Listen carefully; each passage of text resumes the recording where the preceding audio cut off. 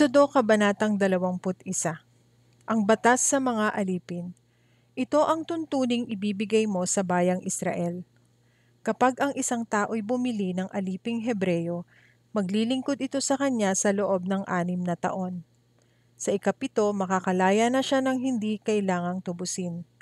Kung ang alipin ay walang asawa ng bilhin, aalis siyang walang asawa. Ngunit kung may asawa siya nang mabili, kasama niya sa pag-alis ang kanyang asawa. Kung sa kanyang pagkaalipin ay binigyan siya ng magiging asawa at nagkaanak sila, ang babae at ang anak ay maiiwan sa amo, siya lamang ang lalaya.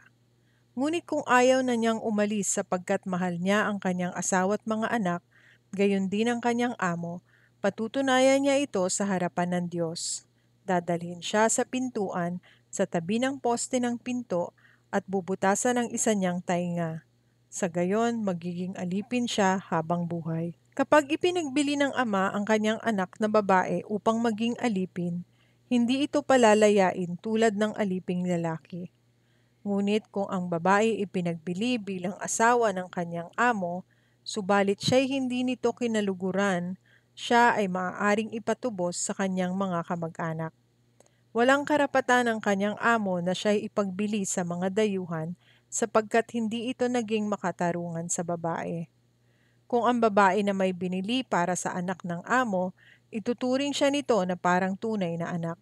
At kung mag-asawa ng iba ang lalaki, ang babae ay patuloy na bibigyan ng kanyang pagkain, damit at patuloy na sisipingan ng kanyang asawang lalaki. Kapag hindi tinupad ng lalaki ang 3 bagay na ito, dapat palayain ang babae nang hindi na kailangan tubusin. Mga batas tungkol sa mga karahasan. Sino mang manakit at makapatay sa kanyang kapwa ay dapat ring patayin. Ngunit kung hindi sinadya o binalak ang pagpatay at ito'y hinayaang mangyari ng Diyos, ang nakamatay ay maaaring magtago sa lugar na itatakda ko sa ganitong pangyayari. Ngunit kung ang pagpatay ay sinasadya, darakpin ang pumatay at papatayin kahit magtago pa siya sa aking altar. Sino mang magbuhat ng kamay sa kanyang ama o ina ay dapat patayin. Sino mang dumukot ng kapwa upang ipagbili o alipinin ay dapat patayin. Sino mang magmura sa kanyang ama o ina ay dapat patayin. Ang manuntok o mamukpok ng bato sa pag-aaway ay hindi paparusahan kung ang sinuntok o pinukpok ay hindi namatay at muling nakalakad kahit nakatungkod. Ngunit kung ang sinuntok o pinukpok ay maratay, siya ay aalagaan ng nanakit at babayaran pa ang panahong hindi niya na ipagtrabaho. Kapag sinaktan ng isang tao ang kanyang alipin, maging babae o lalaki, at ito'y namatay noon din, paparusahan ng taong iyon. Ngunit kung ang alipin ay mabuhay ng 1 o 2 araw, hindi paparusahan ng amo sapagkat kanyang ari-arian ang alipin.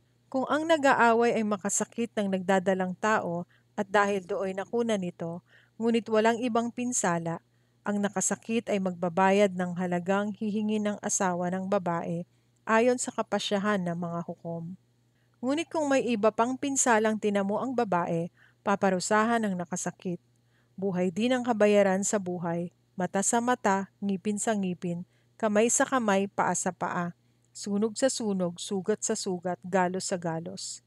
Kapag pinalo ng amo ang kanyang alipin, lalaki o babae, at ito'y nabulag, palalayain niya ang aliping iyon bilang kabayaran sa mata nito. Ganoon din ang gagawin kung mabungi ng amo ang ngipin ng kanyang alipin, bilang kabayaran naman sa ngipin nito. Ang pananagutan ng may-ari. Kapag ang isang baka ay nanuwag at nakapatay ng tao, babatuhin ang baka hanggang sa mamatay. Ngunit huwag kakanin ang karne nito. Walang pananagutan ng may-ari ng baka.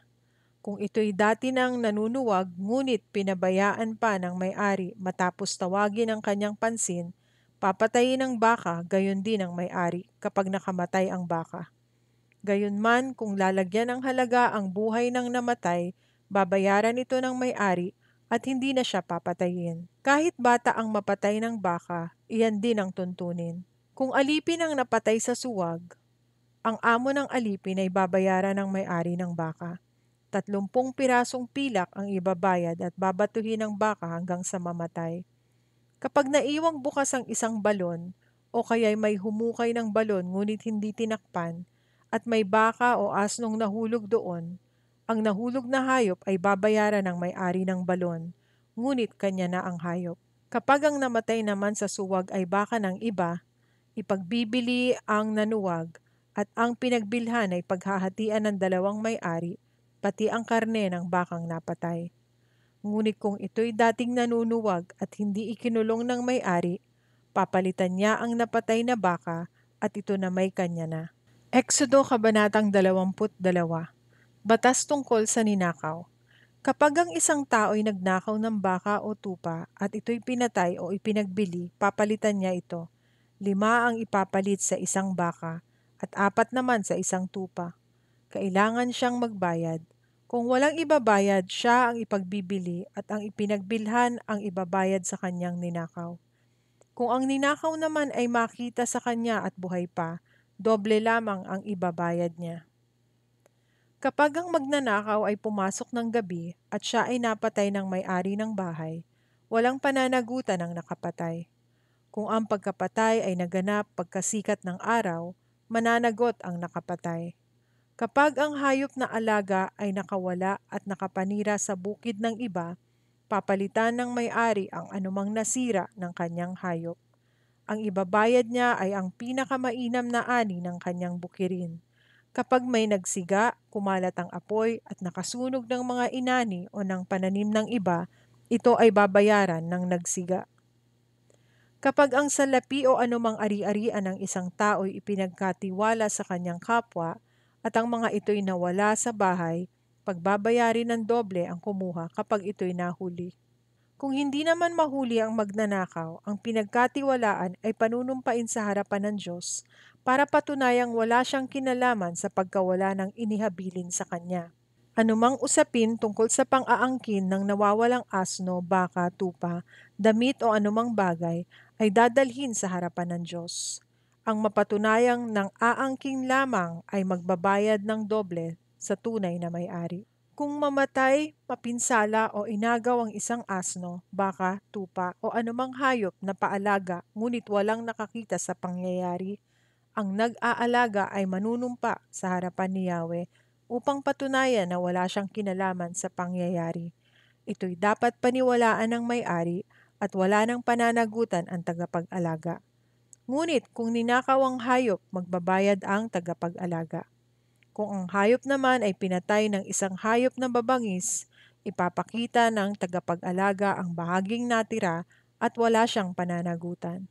Kapag ang isang tao ay nanghiram ng isang hayop at ito'y namatay o napinsala nang hindi nakikita ng may-ari, babayaran ito ng nanghiram.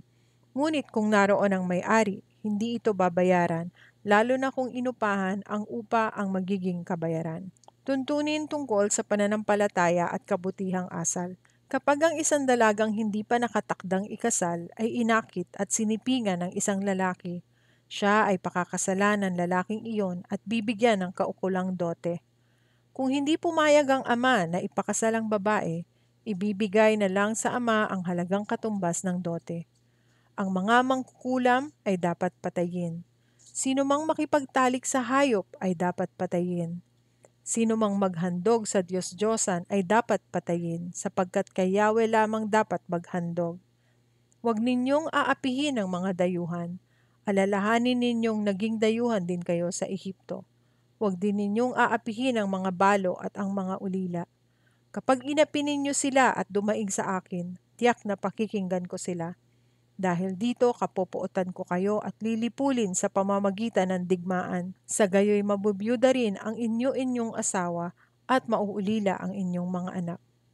Kapag nangutang sa inyo ang mga kababayan ninyong mahihirap, huwag kayong hihingi ng tubo tulad ng ginagawa ng mga nagpapatubo. Kapag may nagsanla sa inyo ng balabal, ibalik ninyo iyon sa kanya bago lumubog ang araw, sapagkat iyon lamang ang pambalot niya sa katawan. Wala siyang kukumutin sa pagtulog. Kapag siya'y dumaing sa akin, papakinggan ko siya, sapagkat ako'y mahabagin. Huwag ninyong lalapastanganin ng Diyos ni mumurahi ng mga pinuno ng inyong bayan. Huwag ninyong kalilimutang maghandog ng inaning butil, alak na mula sa katas ng ubas, at langis sa takdang panahon.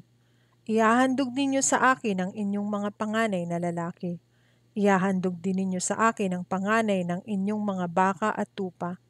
Huwag ihiwalay sa ina ang panganay nitong lalaki hanggang sa ikapitong araw mula sa kapanganakan. Sa ikawalong araw, ihahandog siya sa akin. Kayo'y aking bayang pinili, kaya huwag kayong kakain ng karne ng hayop na pinatay ng mabangis na hayop. Ipakain ninyo iyon sa mga aso. Exodo Kabanatang 23. Ang mga tuntunin tungkol sa katarungan. Huwag kayong gagawa ng anumang pahayag na walang katotohanan. Huwag kayong magsisinungaling para lamang tulungan ang isang taong may kasalanan. Huwag kayong makikiisa sa karamihan sa paggawa ng masama o sa paghadlang sa katarungan. Ngunit huwag rin ninyong kikilingan ang mahihirap dahil lang sa kanilang kalagayan. Kung makita ninyong nakawala ang baka o asno ng inyong kaaway, hulihin ninyo ito at dalhin sa may-ari. Kapag nakita ninyong nakabuwal ang asno ng inyong kaaway dahil sa bigat ng dala, tulungan ninyo ang may-ari upang ibangon ang hayop. Huwag ninyong pagkakaitan ng katarungan ang mahihirap. Huwag kayong magbibintang ng walang katotohanan. Huwag ninyong hahatulan ng kamatayan ang isang taong walang kasalanan. Paparusahan ko ang sino mang gagawa ng ganoon. Huwag kayong tatanggap ng suhol sapagkat ang suhol ay bumubulag sa tao sa katwiran at ikinaaapi naman ng mga walang sala. Huwag ninyong aapihin ang mga dayuhan. Naranasan na ninyo ang maging dayuhan sapagkat kayo man ay naging dayuhan din sa Ehipto. Ang ikapitong taon at ang ikapitong araw. 6 na taon ninyong tatamnan ang inyong mga bukirin at 6 na taon din ninyong aanihin ang bunga. Sa ikapitong taon, huwag ninyo itong tatamnan at huwag din ninyong aanihin ang anumang tutubo roon. Bayaan na ninyo yon sa mga kapatid ninyong mahirap, at ang matira ay ipaubaya na ninyo sa mga maiilap na hayop. Ganoon din ang gagawin ninyo sa inyong mga ubasan at taniman ng olibo.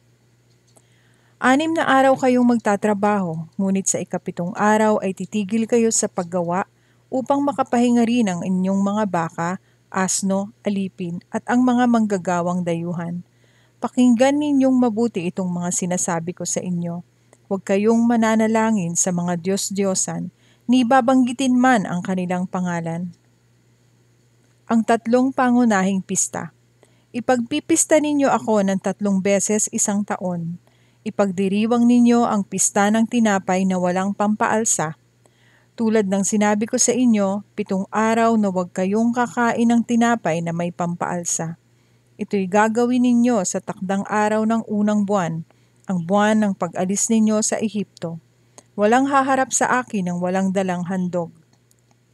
Ipagdiriwang din ninyo ang pista ng pag-aani, tuwing aanihin ninyo ang unang bunga ng inyong mga bukirin. At ipagdiriwang din ninyo ang pista ng mga tolda sa pagtatapos ng taon, sa pitasan ng ubas at ng mga bungang kahoy. 3 beses isang taon, lahat ng lalaki ay haharap sa Panginoong Yahweh. Huwag ninyong sasamahan ng tinapay na may pampaalsa ang mga hayop na ihahandog ninyo sa akin, at huwag ninyong hahayaang matira sa kinabukasan ng taba ng mga hayop na handog ninyo sa pagpipista para sa akin. Dadalhin ninyo bilang handog sa bahay ni Yahweh na inyong Diyos ang mga pinakamainam na unang ani ng inyong mga bukirin. Huwag kayong maglalaga ng tupa o batang kambing sa gatas ng sarili nitong ina. Mga pangako at mga tagubilin. Magpapadala ako ng anghel na mangunguna sa inyo. Pangangalagaan niya kayo sa inyong paglalakbay at papatnubayan hanggang sa lupaing inihanda ko sa inyo. Papakinggan ninyo siya at susundin ang lahat ng sasabihin niya sa inyo. Huwag ninyo siyang susuwayin sapagkat lahat ng ginagawa niya ay sa pangalan ko, at hindi niya kayo patatawarin kapag nagrebelde kayo sa kanya. Kung susundin ninyo siya at gagawin ninyo ang mga sinasabi ko, ipaglalaban ko kayo sa inyong mga kaaway. Pangungunahan kayo ng aking anghel patungo sa lupain ng mga Amoreo, Heteo, Perezeo, Cananeo, Hivita at Jebuseo, at sila'y lilipulin ko. Huwag ninyong yuyukuran o sasambahin ang kanilang mga Diyos-Diyosan, ni tutularan ang kanilang ginagawa. Durugin ninyo ang kanilang mga Diyos-Diyosan, pati mga haliging ginamit nila sa pagsamba. Akong si Yahweh ang siya lamang ninyong paglilingkuran. Pasasaganain ko kayo sa pagkain at inumin, at ilalayo sa anumang karamdaman. Isa man sa mga babaeng Israelita ay walang makukunan o mababaog, at bibigyan ko kayo ng mahabang buhay. Dahil sa gagawin ko, masisindak ang lahat ng haharap sa inyo. Malilito ang mga bansang makakalaban ninyo at magtatakbuhan dahil sa takot.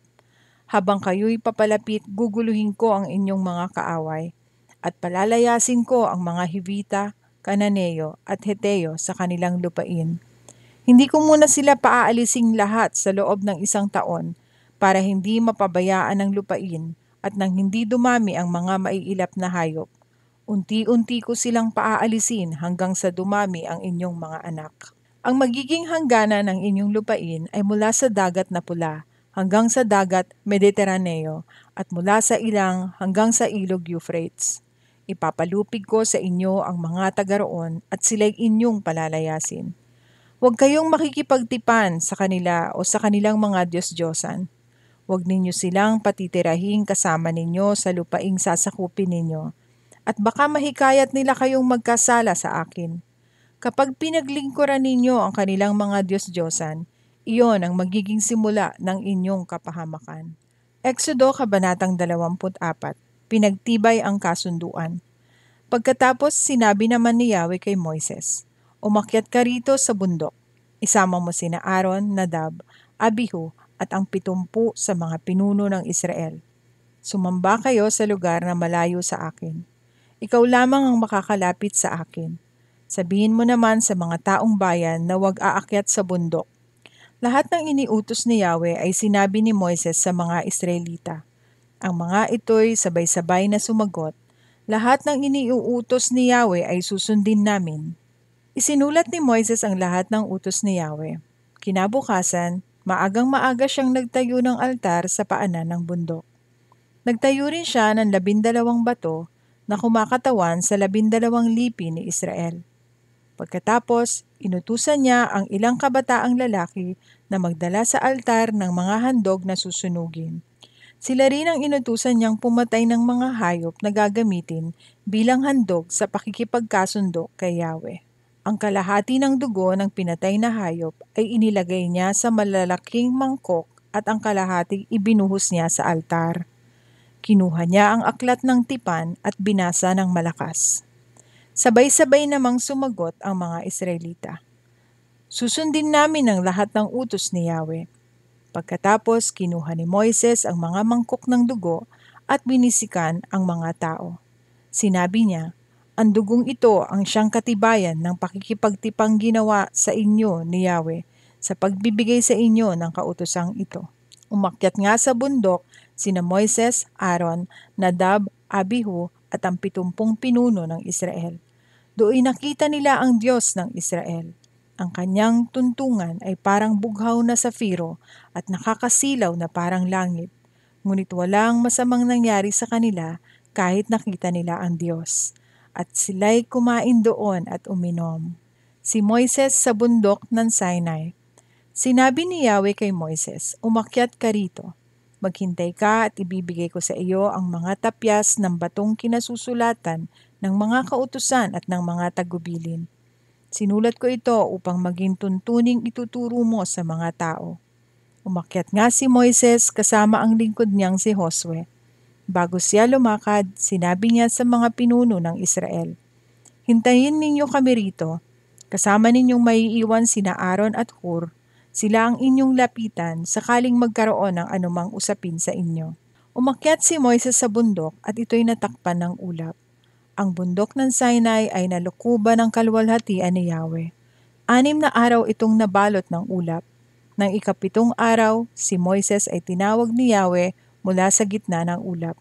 Nakita rin ng mga Israelita ang kaluwalhatian ni Yahweh na parang nagniningas na apoy sa taluktok ng bundok. At unti-unti siyang natakpan ng ulap habang umaakyat. Nanatili siya sa bundok sa loob ng 40 araw at gabi. Exodo Kabanatang 25, Mga handog para sa toldang tipanan. Sinabi ng Panginoon kay Moises, "Sabihin mo sa mga Israelita na maghandog sila sa akin. Ikaw ang tumanggap ng kanilang mga handog na gusto nilang ialay sa akin. Ito ang mga handog na tatanggapin mo mula sa kanila: ginto, pilak, tanso, lanang kulay asul, ube at pula, manipis na telang linen, tela na gawa sa balahibo ng kambing, balat ng lalaking tupa na kinulayan ng pula, magandang klase ng balat, kahoy na akasya, langis ng olibo para sa ilaw, mga sangkap sa langis na pampahid at pabango sa insenso, batong onyx at iba pang mamahaling bato na ilalagay sa espesyal na damit ng punong pari at sa bulsa sa dibdib nito. Ipagawa mo sa mga mamamayan ng Israel ang toldang sambahan para sa akin kung saan titira akong kasama nila. Pagawa mo ang toldang sambahan at ang mga kagamitan dito ayon sa eksaktong tuntunin na sinabi ko sa iyo." Ang kahon ng kasunduan. Magpagawa ka ng kahon na yari sa akasya. Mga 45 pulgada ang haba, 27 pulgada ang lapad, at 27 pulgada rin ang taas. Balutan ninyo ito ng purong ginto sa loob at labas, at palagyan ng hinulmang ginto ang paligid nito. Maghulma ka ng 4 na argolyang ginto at ikabit ito sa 4 na paa nito, 2 sa bawat gilid. Magpagawa ka rin ng tukod na akasya at balutan ito ng ginto. Isuot mo ang tukod sa mga argolyang ginto sa bawat gilid ng kahon para mabuhat ang kahon sa pamamagitan ng mga tukod. Huwag ninyong tatanggalin ang argolyang ginto sa tukod ng kahon. Pagkatapos, ipasok mo sa kahon ang malapad na bato na ibinigay ko sa iyo, kung saan nakasulat ang aking mga utos. Paggawa mo ng takip na purong ginto ang kahon, na 45 pulgada ang haba at 27 pulgada ang lapad. Magpagawa ka rin ng 2 gintong kerubin, ilalagay dito sa 2 dulo ng takip ng kahon. Kailangan nakalukob ang pakpak ng mga kerubin sa ibabaw ng takip para maliliman nila ito, at kailangang magkaharap silang dalawa na nakatingin sa takip. Ilagay mo sa kahon ang malapad na bato na ibinigay ko sa iyo, kung saan nakasulat ang mga utos ko, at pagkatapos ay takpan mo ang kahon. Makikipagkita ako sa iyo roon sa gitna ng 2 kerubin na nasa ibabaw ng kahon, at ibibigay ko sa iyo ang lahat ng utos para sa mga mamamayan ng Israel. Ang mesa na pinaglalagyan ng tinapay. Magpagawa ka rin ng mesang akasya na may sukat na 36 na pulgada ang haba, 18 pulgada ang lapad at 27 pulgada ang taas. Balutan mo ito ng purong ginto at lagyan ng hinulmang ginto ang mga paligid nito. Palagyan nyo rin ito ng sinepa sa bawat gilid. 4 na pulgada ang lapad at palagyan ng hinulmang ginto ang sinepa. Magpagawa ka rin ng 4 na argolyang ginto at ikabit sa 4 na sulok ng mesa malapit sa sinepa. Dito ninyo ipasok ang mga tukod na pambuhat sa mesa. Dapat ay akasya ang tukod at nababalutan ng ginto. Magpagawa ka rin ng mga pinggan, tasa, banga at mga mangkok na gagamitin para sa handog na inumin. Kailangang puro ginto ang mga ito, at kailangang palaging lagyan ng tinapay na inihahandog sa aking presensya ang mesang ito. Ang lalagyan ng ilaw. Magpagawa ka rin ng lalagyan ng ilaw na purong ginto ang paa, katawan at mga palamuting hugis bulaklak na ang iba'y buko pa lang at ang iba'y nakabuka na. Ang palamuting ito ay dapat kasama ng gagawin ng katawan ng lalagyan ng ilaw. Ang lalagyan ng ilaw ay may 6 na sanga, tig-3 sa bawat gilid. Ang bawat sanga ay may 3 lalagyan na hugis bulaklak ng almendro. Ang katawan ng lalagyan ng ilaw ay may 4 na palamuting hugis bulaklak ng almendro, na ang iba'y buko pa at ang iba'y nakabuka na. May 1 hugis bulaklak sa ilalim ng bawat pares ng 6 na sanga. Ang mga palamuting bulaklak at ang mga sanga ay 1 piraso lamang ng hinulma ang lalagyan ng ilaw. Magpagawa ka ng 7 ilawan at ilagay sa lalagyan nito para mailawan ang lugar sa harapan nito. Ang mga panggupit ng mitsa ng ilaw at mga pansahod ng abo ng ilaw ay dapat purong ginto rin. Ang kailangan mo sa pagpapagawa ng lalagyan ng ilaw at sa lahat ng kagamitan nito ay 35 kilo ng purong ginto. Siguraduhin mong ipapagawa mo ang lahat ng ito ayon sa planong ipinakita ko sa iyo rito sa bundok. Exodo 26, ang toldang sambahan. Magpagawa ka ng toldang sambahan. Ito ang mga gagamitin sa paggawa nito. 10 piraso ng pinong telang linen na may lanang kulay asul, ube at pula. At pabordahan ito ng kerubin sa mahuhusay na mambuburda. Kailangang magkakasukat ang bawat tela na may habang 42 talampakan at may lapad na 6 na talampakan. Pagdugtong-dugtungin ninyo ito ng tigli-5. At pagawan mo ng parang singsing na telang asul ang bawat gilid ng pinagdugtong na mga tela. At tig-50 na parang singsing na tela sa bawat dulo at kailangan magkatapat ang isa't isa.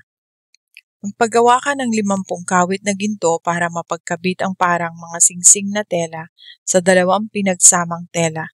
Sa pamamagitan nito magagawa ang toldang sambahan. Pagawan mo ng talukbong ang tolda. 11 pirasong tela na gawa sa balahibo ng kambing ang gagamitin sa paggawa nito. Kailangang may haba na 45 talampakan ang bawat tela at 6 na talampakan ang lapad. Pagdugtong-dugtungin mo ang 5 tela at ganun din ang gawin sa natirang 6. Ang ika-6 naman ay tutupiin at ilalagay sa harap ng tolda. Palagyan mo rin ito ng 50 parang singsing na tela ang bawat gilid ng pinagdugtong na mga tela at ikabit dito ang 50 tansong kawit. Ilaylay mo sa likod ng tolda ang kalahati ng sobrang tela. At ilaylay din sa bawat gilid ang 1 kalahating talampakan ng tela na sobra sa pangtalukbong ng tolda. Ang ibabaw ng talukbong ng tolda ay papatungan ng balat ng lalaking tupa na kinulayan ng pula at papatungan din ng magandang klase ng balat. Dapat ang balangkas ng tolda ay tablang akasya. Ang haba ng bawat tabla ay 15 talampakan at ang lapad ay 2 talampakan. Ang bawat tabla ay nilagyan ng 2 mitsa para maidugtong ito sa isa pang tabla. Ganito ang ginawa nila sa bawat tabla. Ang 20 sa mga tablang ito ay gagamitin sa pagtatayo ng tolda sa timog na bahagi. Ang mga tablang ito ay isinuksok sa 40 pundasyong pilak, 2 pundasyon sa bawat tabla. Ang hilagang bahagi ng tolda ay gagamitin din ng 20 tabla at isinuksok din sa 40 pundasyong pilak, 2 pundasyon sa bawat tabla. Ang bandang kanlurang bahagi naman ng tolda ay ginamitan nila ng 6 na tabla at 2 tabla sa mga gilid nito. Pagdugtungin ang mga tabla sa mga sulok mula sa ilalim hanggang sa itaas. Kailangan ganito rin ang gawin sa 2 tabla sa mga gilid. Kaya may 8 tabla sa bahaging ito ng tolda at nakasuksok ito sa 16 na pundasyong pilak, 2 pundasyon sa bawat tabla. Magpagawa ka rin ng mga akasyang biga, 5 para sa bahaging hilaga ng tolda, 5 rin sa bahaging timog, at 5 pa rin sa bahaging kanluran sa likod ng tolda. Ang biga sa gitna ng balangkas ay manggagaling sa dulo ng tolda papunta sa kabilang dulo. Pabalutan ng ginto ang mga tabla at palagyan ng mga argolyang ginto na pagsusuotan ng mga biga. Pabalutan din ng ginto ang mga biga. Kailangang ipatayo mo ang toldang sambahan ayon sa planong sinabi ko sa iyo rito sa bundok. Magpagawa ka rin ng kortina na gawa sa pinong telang linen na may lanang kulay asul, ube at pula at pabordahan mo ito ng kerubin. Ipakabit ito sa mga kawit na ginto sa 4 na haliging akasya na nababalutan ng ginto. Ang 4 na haliging ito ay nakasuksok sa 4 na pundasyong pilak. Kapag nakabit na ang kortina sa mga kawit, ilagay sa likod nito ang kahon ng kasunduan. Ang kortina ang maghihiwalay sa banal na lugar at sa pinakabanal na lugar. Ang kahon ng kasunduan ay dapat ilagay sa pinakabanal na lugar at dapat may takip ito. Ilagay ang mesa sa labas ng pinakabanal na lugar sa hilagang bahagi ng tolda at sa bandang timog ilagay sa tapat ng mesa ang lalagyan ng ilaw. Magpagawa ka ng isa pang kortina para sa pintuan ng toldang sambahan. Pinong telang linen rin ito na binurdahan gamit ang lanang kulay asul, ube at pula. At napakaganda ng pagkakaborda nito. Pagkatapos, ipakabit ito sa mga kawit na ginto sa 5 haliging akasya na nababalutan ng ginto. Ang 5 haliging ito ay nakasuksok sa 5 pundasyong tanso. Exodo Kabanatang 27, ang altar na pagsusunugan ng handog. Magpagawa ka ng altar na gawa sa akasya, 7 kalahating talampakan ng haba, 7 kalahating talampakan din ng lapad, at 4 kalahating talampakan ng taas. Palagyan ito ng parang mga sungay sa 4 na sulok na kasama ng ginawa ng gawin ng altar. Pabalutan ng tanso ang altar. Ang lahat ng kagamitan ng altar ay kailangang gawa sa tanso. Ang mga lalagyan ng abo, pala, mangkok, malalaking tinidor para sa karne at mga lalagyan ng baga. Magpaggawa ka rin ng parilyang tanso para sa altar at lagyan ito ng argolyang tanso sa bawat sulok. Pagkatapos, ilagay mo ito sa ilalim ng altar sa patungan nito sa bandang gitna ng altar. Magpagawa ka rin ng tukod na pambuhat sa altar. Kailangang galing ito sa kahoy na akasya at nababalutan ng tanso. Ipasok ang tungkod sa argolya sa bawat gilid ng altar para mabuhat ang altar. Ang ipapagawa mong altar ay tabla at dapat bakante sa loob. Ipagawa ito ayon sa planong sinabi ko sa iyo roon sa bundok. Ang bakuran ng toldang sambahan. Palagyan ng bakuran ng toldang sambahan at palibutan ito ng kortina na gawa sa pinong telang linen. Ang haba ng kortina sa bandang timog ay 150 talampakan. Ikabit ang kortina sa 20 haliging tanso na nakasuksok sa 20 pundasyong tanso. Ang pagkakabitan ng kortina ay ang mga kawit na pilak na nakakabit sa baras na pilak sa mga haligi. Ang kortina sa bandang hilaga ay 150 talampakan din ang haba. Ikabit din ito sa 20 haliging tanso na nakasuksok sa 20 pundasyong tanso. Ang pagkakabitan ng mga kortina ay ang mga kawit na pilak na nakakabit sa mga baras na pilak sa mga haligi.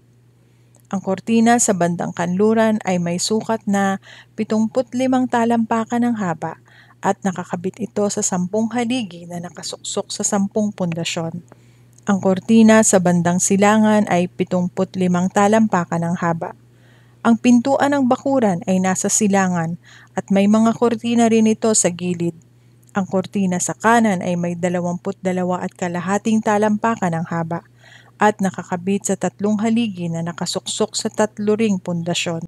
Ang kortina sa kaliwa ay may 22 at kalahating talampakan ng haba at nakakabit din ito sa 3 haligi na nakasuksok sa 3 ring pundasyon. Ang pintuan ng bakuran ay palagyan mo ng kortina na 30 talampakan ng haba. Kailangang gawa ang kortina mula sa pinong telang linen na may lanang kulay asul, ube at pula. Kailangang napakaganda ng pagkakaborda nito. Pagkatapos, isabit ang kortina sa 4 na haligi na nakasuksok sa 4 na pundasyon. Kailangang may kawit at baras na pilak ang lahat ng haligi sa palibot ng bakuran at kailangan ding may mga tansong pundasyon. Ang buong sukat ng bakuran ay 150 talampakan ng haba at 75 talampakan ng lapad. Napapalibutan ito ng kortinang pinong telang linen na 7 kalahating talampakan ng taas. Ang mga haligi nito ay nakasuksok sa mga pundasyong tanso. Kailangang purong tanso ang lahat ng kagamitan sa toldang sambahan, pati na rin ang lahat ng tulos ng tolda at sa bakuran nito. Ang pangangalaga sa ilawan ng toldang sambahan.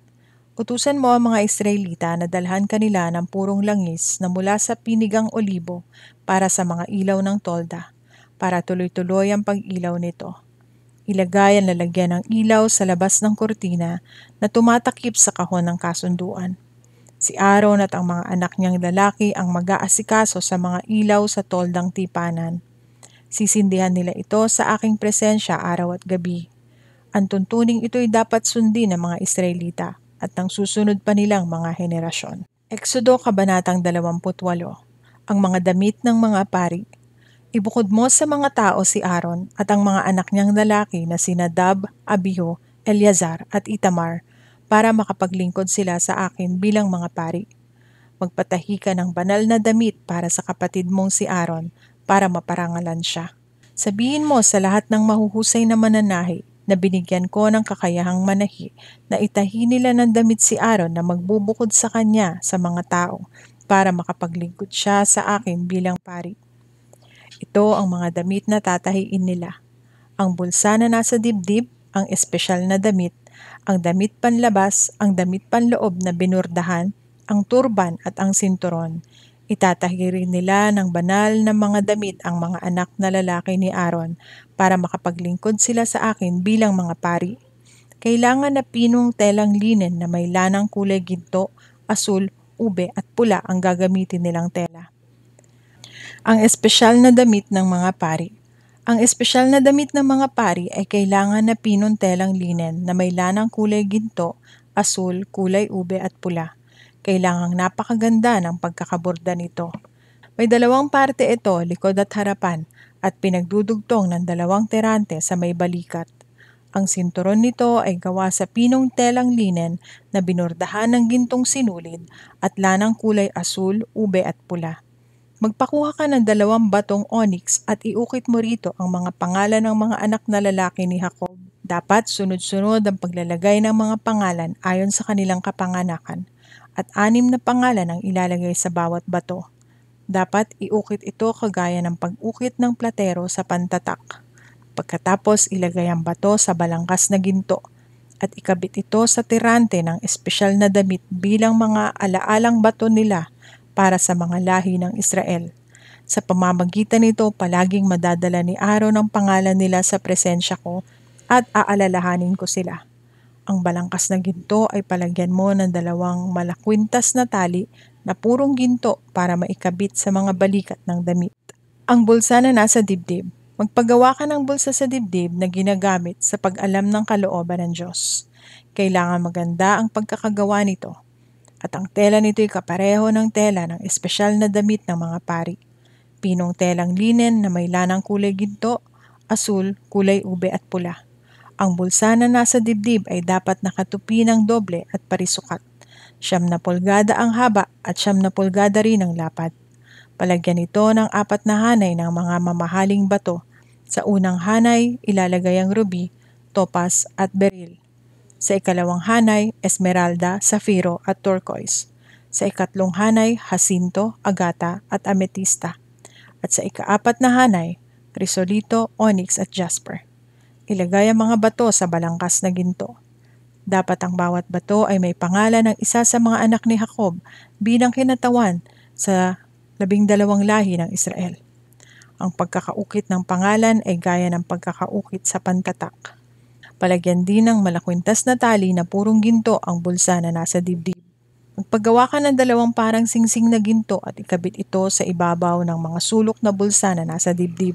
Isuot sa parang singsing na ito ang 2 malakwintas na taling ginto, at ang 2 dulo naman ng malakwintas na tali ay isinuot sa 2 balangkas na ginto na nakakabit sa tirante ng espesyal na damit.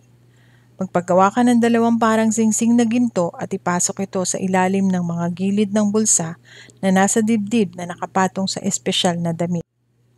Magpagawa ka pa ng 2 parang singsing na ginto at ikabit mo ito sa espesyal na damit sa may bandang sinturon. Pagkatapos dalian ninyo ng asul na panali ang mga pangilalim na parang singsing na ginto sa espesyal na damit. Sa pamamagitan nito, may ikakabit ng maayos ang bulsa na nasa dibdib ng espesyal na damit sa itaas ng sinturon.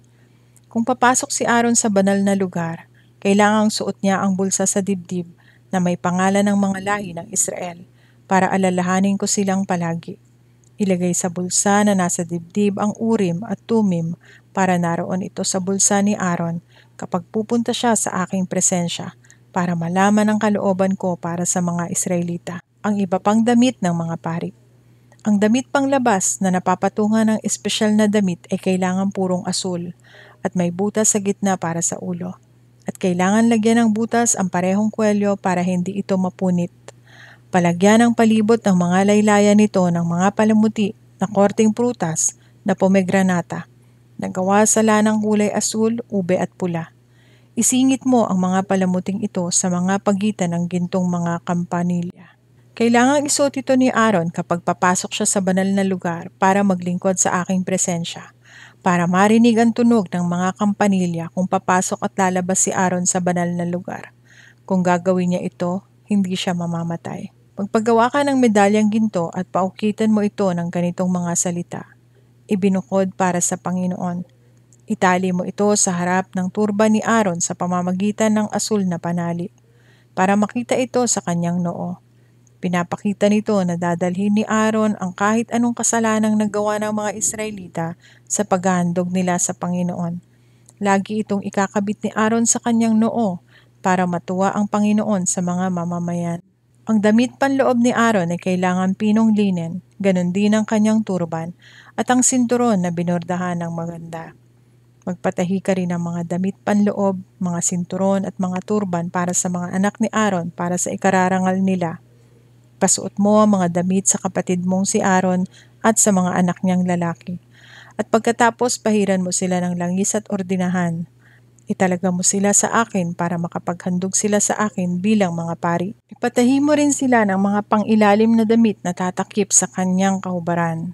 Ang haba nito'y mula sa baywang hanggang sa hita para hindi sila masilipan. Kailangan nila itong isuot kapag papasok sila sa toldang tipanan o kapag lalapit sila sa altar ng banal na lugar sa paglilingkod bilang mga pari para hindi sila masilipan at mamatay. Ang tuntuning ito'y dapat sundin ni Aaron at ng kanyang salinlahi magpakailanman. Exodo 29 na kabanata. Hinirang sa pagkapari sina Aaron. Ganito ang gagawin mo sa paglalagay kay Aaron at sa kanyang mga anak na lalaki sa tungkulin bilang mga pari.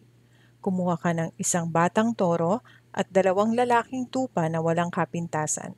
Kumuha ka rin ng tinapay na walang pampaalsa, bibingkang walang pampaalsa, at minasa sa langis at manipis na tinapay na wala ring pampaalsa at pinahiran ng langis. Lahat ng ito'y kailangang yari sa pinakamainam na harinang trigo.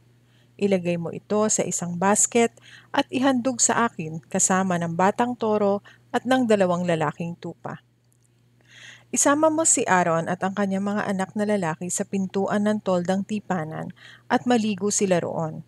Isuot mo sa kanya ang mahabang panloob na kasuotan, ang damit bago ang ephod at ang pectoral, saka itali ang pamigkis ng ephod.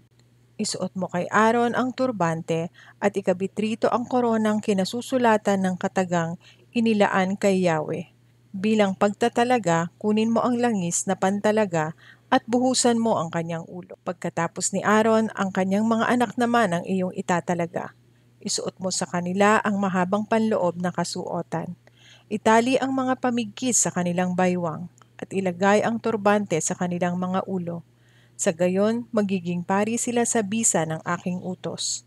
Ganyan ang gagawin mo sa pagtatalaga kay Aaron at sa kanyang mga anak. Dalhin mo sa harap ng toldang tipanan ang batang toro. Ipapatong ni Aaron at ng kanyang mga anak ang kanilang mga kamay sa ulo ng torong ito. Papatayin mo ang batang toro sa harapan ni Yahweh sa may pintuan ng toldang tipanan. Kumuha ka ng kaunting dugo nito at sa pamamagitan ng iyong daliri, pahiran mo ng dugo ang mga sungay ng altar. Ang matitirang dugo ay ibuhos mo sa paanan ng altar. Pagkatapos, kunin mo ang taba ng mga laman loob, ang taba ng atay, at ang 2 bato kasama ng taba nito, at sunugin mo sa altar bilang handog. Ang balat, ang karne, at ang dumi ay susunugin sa labas ng kampo sapagkat ito'y handog para sa kapatawaran ng kasalanan. Kunin mo ang isa sa 2 lalaking tupa at ipatong sa ulo nito ang kamay ni Aaron at ng kanyang mga anak. Patayin mo ang tupa, kumuha ka ng kaunting dugo at iwisik mo sa mga gilid ng altar. Pagkatapos katayin mo ang tupa, hugasan ng mga laman loob nito, pati ang mga paa, at ipatong mo ito sa altar kasama ang ibang bahagi nito at ang ulo. Sunugin mo ang mga ito sa altar, upang ang usok nito'y maging mabangong samyo para kay Yahweh. Kunin mo ang isa pang tupa at ipapatong din sa ulo nito ang kamay ni Aaron at ng kanyang mga anak. Patayin mo ang tupa at sahurin ang dugo. Pahiran mo nito ang lambi ng kanang tainga ni Aaron at ng kanyang mga anak at ang hinlalaki ng kanang kamay at paa. Ang dugong matitira ay iwisik mo sa lahat ng gilid ng altar. Kumuha ka ng kaunting dugo sa altar at kaunting langis na pantalaga. Iwisik mo ito kay Aaron at sa kanyang mga anak, pati sa kanilang kasuotan. Sa ganitong paraan, siya at ang kanyang mga anak pati ang kanilang kasuotan ay nakalaan para kay Yahweh. Kunin mo ang taba ng tupa, ang taba sa buntot, ang tabang nakabalot sa laman loob, ang taba ng atay, ang 2 bato kasama ang taba at ang kanang hita. Kumuha ka ng isang tinapay na hinaluan ng langis, at isang manipis na tinapay. Ang mga tinapay na ito ay walang pampaalsa at nakalagay sa basket na nasa altar ni Yahweh. Lahat ng ito'y pahawakan mo kay Aaron at sa kanyang mga anak upang ialay nila bilang natatanging handog kay Yahweh.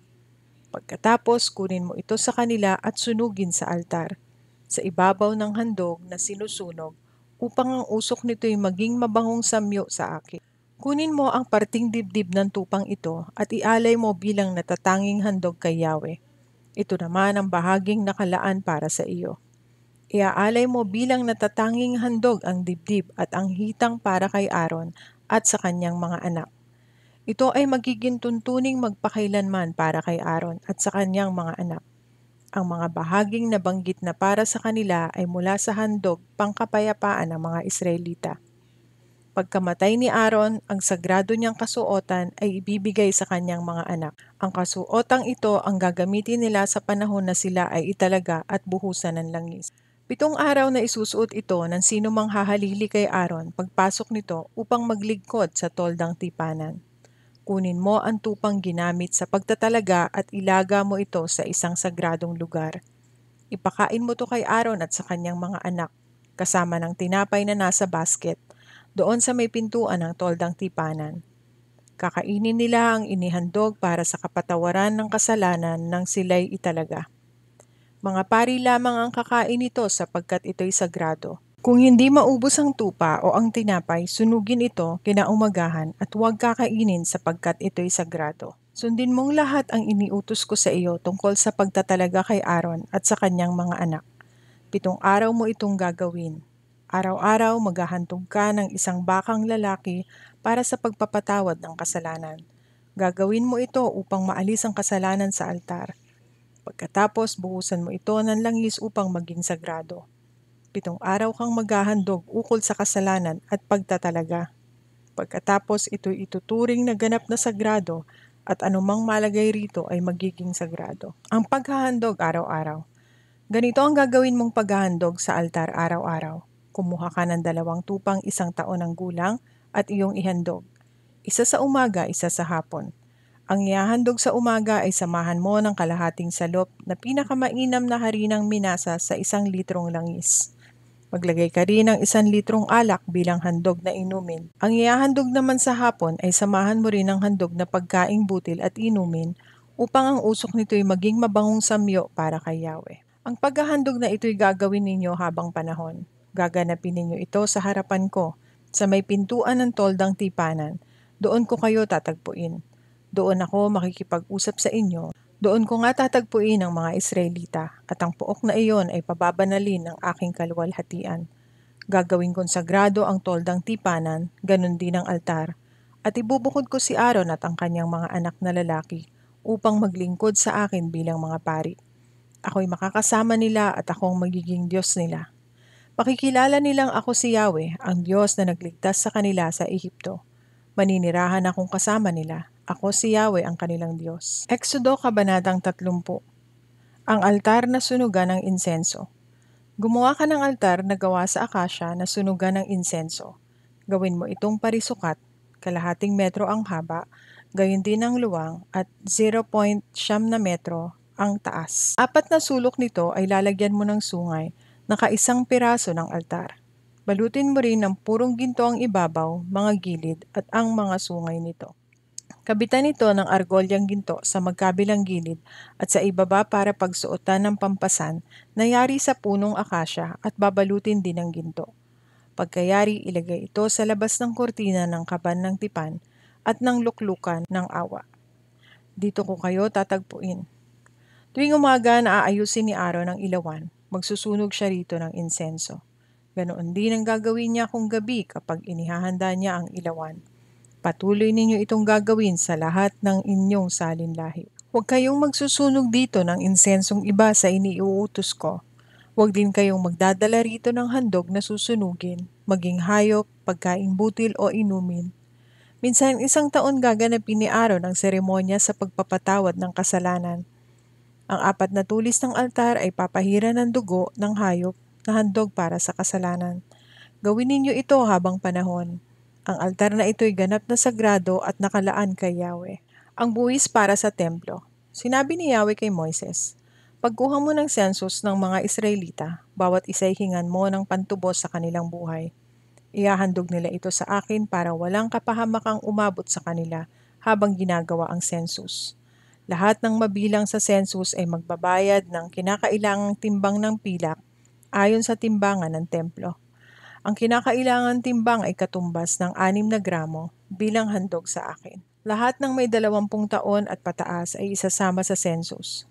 Pareho ang halagang ibabayad na pantubos ng mayayaman at ng mahihirap. Walang labis at walang kulang. Lahat ng ibabayad nila ay gagamitin sa mga kailangan sa toldang tipanan. Ang halagang ibibigay nila ay pantubos ng kanilang buhay.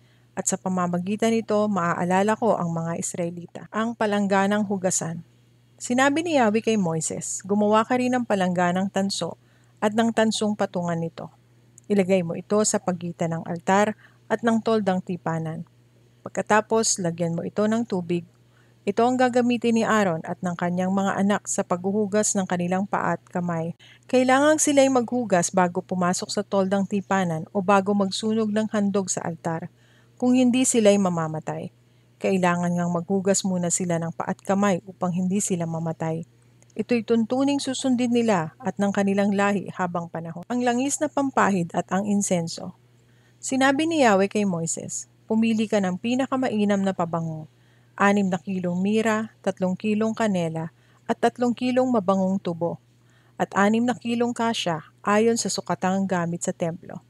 Pagkatapos kumuha ka ng 4 na litrong langis ng olibo. Paghalu-haluin mo ito tulad ng ginagawa ng mahuhusay na manggagawa ng pabango at gagamitin mo itong pampahid upang maging sagrado ang toldang tipanan at ang kaba ng tipan. Ganoon din ang mesa at lahat ng kagamitan nito, ang ilawan at mga kasangkapang kaugnay nito at ang altar na sunugan ng insenso. Pahiran mo rin ang altar na sunugan ng mga handog at mga kasangkapan nito, ang palangganang hugasan at ang patungan nito. Ganyan ang gagawin mo sa mga kasangkapang nabanggit upang ang mga ito'y maging ganap na sagrado. Magiging sagrado rin ang lahat ng maisagi rito. Pagkatapos si Aaron naman at ang kanyang mga anak ang bubuhusan ng langis na ito upang lubos silang maitalaga bilang mga pari. Sabihin mo sa mga Israelita na ang langis na ito'y banal at siya ninyong gagamitin habang panahon. Huwag ninyo itong gagamitin sa karaniwang tao at huwag gagayahin ang paggawa nito. Ito'y banal at dapat igalang. Ititiwalag ang sino mang gumaya nito at ang sino mang gumamit nito sa dayuhan. Ang insenso. Sinabi ni Yahweh kay Moises, "Kumuha ka ng magkakasindaming pabango ng estakte, onis, galbano at purong insenso. Paghalu-haluin mo ito at gawing insenso tulad ng ginagawa ng mahusay na manggagawa ng pabangong inasinan, malinis at banal. Dikdikin mo ng pino ang kaunti nito at ilagay sa harap ng kaban ng tipan, sa toldang tipanan.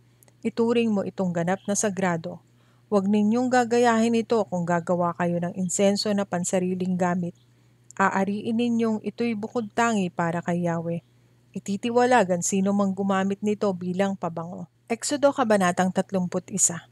Ang mga gagawa ng tabernakulo. Sinabi ni Yahweh kay Moises, "Pinili ko si Bezalel na anak ni Uri at apo ni Hur na mula sa lipi ni Huda. Pinuspos ko siya ng aking espiritu at binigyan ng kakayahan, kahusayan at katalinuhan sa lahat ng gawaing pansining. Ginawa ko ito upang makagawa siya ng magagandang disenyo at maiukit ito sa ginto, pilak o tanso. Gayon din upang maging bihasa siya sa pagtabas ng mamahaling bato, mahusay sa paglilok, at dalubhasa sa anumang gawaing pansining. Pinili ko rin para makatulong niya si Aholiab, anak ni Ahisamak, na mula naman sa lipi ni Dan. Binigyan ko rin ng kakayahan ang ibang mahuhusay na manggagawa upang sila ang gumawa ng lahat ng iniuutos ko sa iyo. Sila ang gagawa ng toldang tipanan, ang kaba ng tipan, ang luklukan ng awa, at lahat ng kasangkapan sa tabernakulo. Sila rin ang gagawa ng mesang patungan ng handog na pagkaing butil at ng lahat ng kagamitan nito, ang ilawang ginto at mga kagamitan nito, ng altar na sunugan ng insenso, ng altar na sunugan ng mga handog at ang mga kasangkapan nito, ng palangganang hugasan at ng patungan nito. Sila ang gagawa ng mga kasuotan ni Aaron at ng kanyang mga anak. Sila rin ang maghahalo ng langis na pampahid at ng insenso para sa dakong banal. Sundin mong lahat ang sinasabi kong ito sa iyo. Ang araw ng pamamahinga. Sinabi ni Yahweh kay Moises, sabihin mo sa mga Israelita na ipangili ng araw ng pamamahinga, sapagkat ito ang magsisilbing palatandaan sa inyo at sa inyong mga salinlahi na kayo'y aking pinili para maging bayan ko. Ipangili ninyo ang araw ng pamamahinga sapagkat ito'y sagrado. Papatayin ang sino mang hindi magpahalaga rito at ititiwalag ang sino mang magtrabaho sa araw na ito. 6 na araw kayong magtatrabaho, ngunit ang 7 araw ay araw ng ganap na pamamahinga at nakalaan para sa akin. Papatayin ang sino mang magtrabaho sa araw na iyon. Ipangingili nito ng lahat ng inyong salinlahi bilang tanda ng tipan. Ito ay isang palatandaan ko at ng bansang Israel, at ito'y mananatili habang panahon. Sapagkat sa loob ng 6 na araw, nilikha ko ang langit at ang lupa, at nagpahinga ako sa 7 araw. Matapos sabihin ni Yahweh kay Moises ang lahat ng ito sa bundok ng Sinai, ibinigay niya rito ang 2 tapyas na batong kinasusulatan ng kautusan na si Yahweh mismo ang sumulat. Exodo Kabanatang 32. Nang magtagal si Moises sa bundok, ang mga Israelita ay lumapit kay Aaron. Sinabi nila, "Igawa mo kami ng mga Diyos na mangunguna sa amin. Hindi namin alam kung ano na ang nangyari sa Moises na iyan na naglabas sa amin sa Ehipto. Kung gayon, tipunin ninyo ang mga hikaw na ginto ng inyong asawa at mga anak at dalhin sa akin," sagot ni Aaron. Ganoon nga ang kanilang ginawa. Kinuha ni Aaron ang mga hikaw at tinunaw, ibinuhos niya sa isang hulmahan at ginawang hugis ng guya. Pagkayari, sinabi nila, "Israel, narito ang Diyos mong naglabas sa iyo sa Ehipto." Nang ito'y makita ni Aaron, gumawa siya ng altar sa harap nito at sinabi sa mga tao, "Ipagpipista natin bukas si Yahweh." Kinabukasan, maaga silang bumangon at naghandog ng mga hayop at sinunog sa altar. Nagpatay pa sila ng hayop na kanilang pinagsalusaluhan. Sila'y nagpakabusog, nag-inuman at mahalay na nagkasayahan.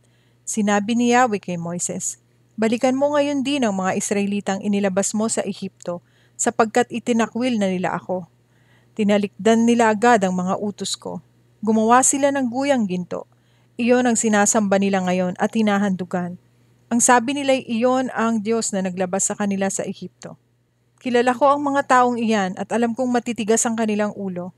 Hayaan mong lipulin ko sila at ikaw at ang iyong lahi gagawin kong isang malaking bansa.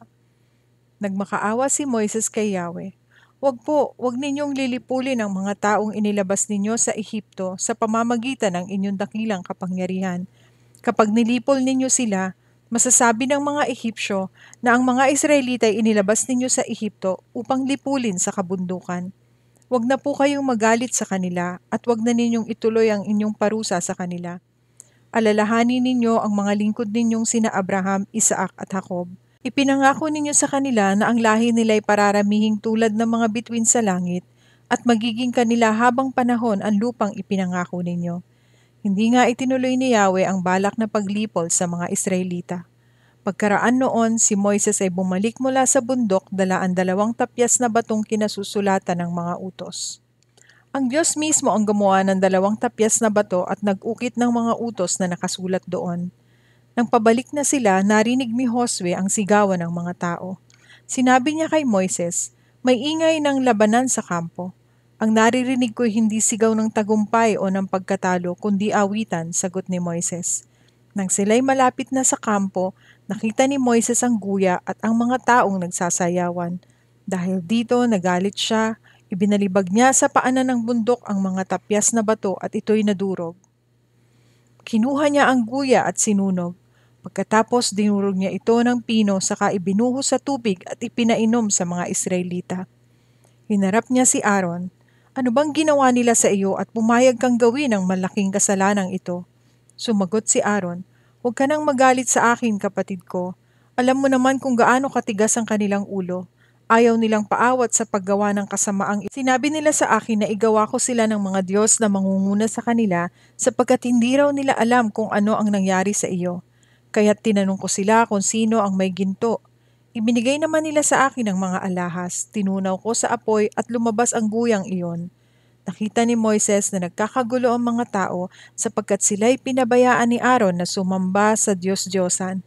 At naging katawa-tawa sila sa paningin ng mga kaaway na nakapaligid. Kaya tumayo si Moises sa pintuan ng kampo at sumigaw. Lumapit sa akin ang lahat ng nasa panig ni Yahweh. At lumapit sa kanya ang mga Levita. Sinabi niya sa kanila, ipinapasabi ni Yahweh ng Diyos ng Israel, kunin ninyo ang inyong mga tabak, galugarin ninyo ang buong kampo at patayin ang lahat ng inyong makita, maging kapatid, kaibigan o sino man. Sinunod ng mga Levita ang utos ni Moises at may 3,000 katao ang napatay nila ng araw na iyon. Sinabi ni Moises, ngayon inilaan ninyo ang inyong mga sarili sa paglilingkod kay Yahweh dahil sa pagkapatay ninyo sa inyong mga anak at mga kapatid. Kaya tatanggapin ninyo ngayon ang kanyang pagpapala. Kinabukasan, sinabi ni Moises sa mga tao, napakalaki ng nagawa ninyong kasalanan. Aakyat ako ngayon sa bundok at mananalangin kay Yahweh, baka sakaling maihingi ko kayo ng tawad. Umakyat nga sa bundok si Moises at nanalangin kay Yahweh. Sinabi niya, napakalaking pagkakasala ang nagawa ng mga tao. Gumawa sila ng Diyos-Diyosang ginto. Ipinapakiusap ko pong patawarin na ninyo sila. Kung hindi ninyo sila mapapatawad, burahin na rin ninyo sa inyong aklat ang aking pangalan. Sumagot si Yahweh, kung sino ang nagkasala sa akin ay siya kong buburahin sa aking aklat. Ngayon, pangunahan mo sila sa lugar na sinabi ko sa iyo at papatnubayan kayo ng aking anghel. Ngunit darating ang araw na paparusahan ko ang mga Israelita dahil sa kanilang mga kasalanan. At pinadalhan ni Yahweh ng sakit ang mga tao sapagkat pinagawa nila ng guya si Aaron. Exodo Kabanatang 33. Nagpatuloy ng paglalakbay ang Israel. Sinabi ni Yahweh kay Moises, umalis na kayo rito at magtuloy sa lupaing aking ipinangako kina Abraham, Isaac at Jacob na ibibigay ko sa kanilang lahi. Ang pupuntahan ninyo ay isang mayaman at masaganang lupain. Pauunahin ko sa inyo ang isang anghel upang palayasin ang mga Kananeo, Amoreo, Heteo, Perezeo, Hivita at Jebuseo. Hindi ako ang sasama sa inyo at baka malipol ko lamang kayo sa daan dahil sa katigasan ng inyong ulo. Nang malaman ito ng mga Israelita, labis silang nalungkot at isa may walang nagsuot ng alahas. Sapagkat sinabi ni Yahweh kay Moises, sabihin mo sa mga Israelita na matitigas ang ulo nila. Baka kung ako ang sasama sa kanilang paglalakbay ay malipol ko lang sila. Ipaalis mo ang kanilang mga alahas at pagkatapos ay magpapasya ako kung ano ang gagawin ko sa kanila. Kaya't mula sa bundok ng Sinai, hindi na sila nagsuot ng alahas. Ang toldang tipanan. Nakaugalian na ni Moises na itayo ang tabernakulo sa isang lugar na malayo-layo sa kampo. Tinawag iyong toldang tipanan ng Diyos at ng mga tao. Doon pumupunta ang sino mang nais sumangguni kay Yahweh. Tuwing papasok doon si Moises, ang mga Israelita ay tumatayo sa pintuan ng kanilang tolda at tinitignan siya hanggang sa siya'y makapasok. Kapag nasa loob na si Moises, bumababa naman sa may pinto ng toldang tipanan ang haliging ulap at mula rooy makikipag-usap sa kanya si Yahweh. Kapag nakita ng mga Israelita na nasa pintuan ng tolda ang haliging ulap, pumupunta naman sila sa pintuan ng kanilang tolda at doon yumuyuko at sumasamba. Ang pakikipag-usap ni Yahweh kay Moises ay harap-harapan tulad ng pakikipag-usap sa kaibigan. Pagkatapos si Moises ay bumalik na sa kampo, ngunit naiwan sa tolda si Josue, ang lingkod niya. Nangako si Yahweh na sila'y papatnubayan. Sinabi ni Moises kay Yahweh, iniutos ninyo sa aking pangunahan ko ang bayang ito papunta sa lupaing ipinangako ninyo. Ngunit hindi ninyo sinabi kung sino ang makakatulong ko. Sinabi pa ninyong nalulugod po kayo sa akin at kilalang kilala ninyo ako. Kung ito'y totoo, ipinapakiusap kong sabihin ninyo sa akin ang inyong mga balak gawin para malaman ko upang patuloy kayong malulugod sa akin. Alalahanin din ninyo na ang bayang Israel ay inyo. Sasamahan ko kayo at bibigyan ko kayo ng kapayapaan, sagot ni Yahweh. Sinabi ni Moises, kung hindi ninyo kami sasamahan, wag na po ninyo kaming paalisin dito, sapagkat kung hindi kayo sasama sa amin, paano malalaman ng lahat na kami po ay inyong kinalulugdan? Kung sasama kayo sa amin, maliwanag na kami na iiba sa lahat ng mga bansa. Sige, gagawin ko ang hiling mo sapagkat ako'y nalulugod sa iyo at kilalang kilala kita, sabi ni Yahweh. Kaya't hiniling ni Moises, Yahweh, ipakita po ninyo sa akin ang inyong kaluwalhatian. Makikita mong lahat ang aking kaluwalhatian at bibigkasin ko sa iyo ang aking pangalan, Yahweh. Mahahabag ako sa nais kong kahabagan at maaawa ako sa nais kong kaawaan. Ngunit hindi mo maaaring makita ang aking mukha, sapagkat tiyak na mamamatay ang sino mang makakita niyon. Dito sa tabi ko'y may matatayuan kang bato. Pagdaan ng aking maningning na kaluwalhatian, ipapasok kita sa siwang ng batong ito at tatakpang kita ng aking kamay. Pagkalampas ko'y aalisin ko na ang aking kamay at makikita mo ang likod ko, ngunit hindi ang aking muka, sagot ni Yahweh. Exodo Kabanatang 34. Ang pangalawang tapyas na bato. Sinabi ni Yahweh kay Moises, tumapyas ka ng 2 batong tulad noong una, at isusulat ko roon ang nasa mga tapyas na batong binasag mo. Bukas, gumayak ka ng maaga at magpunta ka sa akin sa taluktok ng bundok ng Sinai. Huwag kang magsasama kahit sino. Walang pupunta isa man sa bundok at ni isang tupa o baka ay huwag hahayaang manginain doon. Tulad ng sinabi ni Yahweh, si Moises ay tumapyas ng 2 bato at dinala ang mga ito kinaumagahan sa bundok ng Sinai. Si Yahweh ay bumaba sa ulap, tumayo sa tabi ni Moises at binanggit ang kanyang pangalan, Yahweh. Si Yahweh ay nagdaan sa harapan ni Moises at sinabi niya, Akong si Yahweh ay mahabagin at mapagmahal. Hindi ako madaling magalit, patuloy kong ipinadarama ang aking pag-ibig at ako'y nananatiling tapat. Tinutupad ko ang aking pangako maging sa libo-libo at patuloy kong ipinapatawad ang kanilang kasamaan, pagsuway at pagkakasala. Ngunit hindi ko pinalalampas ang kasalanan ng ama at ang pagpaparusa ko'y hanggang sa 3 at 4 na salinlahi. At mabilis na lumuhod si Moises at sumamba kay Yahweh. Sinabi niya, Kung talagang kinalulugdan ninyo ako, isinasamo kong samahan ninyo kami kahit na po matigas ang ulo ng lahing ito. Patawarin na ninyo kami at tanggapin bilang inyong bayan. Inulit ang tipan. Sinabi ni Yahweh, makikipagkasundo akong muli sa bayang Israel. Sa harapan nilang lahat ay gagawa ako ng mga himalang hindi pa nangyayari sa daigdig kahit kailan. Dahil dito makikita ng mga Israel kung gaano ako kadakila. Sundin ninyo ang mga iniutos ko ngayon at palalayasin ko sa pupuntahan ninyo ang mga Amoreo, Kananeo, Heteo, Perezeo, Hivita at mga Jebuseo. Huwag kayong gagawa ng kasunduan sa mga daratnan ninyo roon sapagkat iyon ang magiging patibong na ikakapahamak ninyo. Sa halip, sirain ninyo ang kanilang mga altar, durugin ninyo ang mga batong ginagamit nila sa kanilang pagsamba at ibuwal ang mga haliging kinikilala nilang sagrado.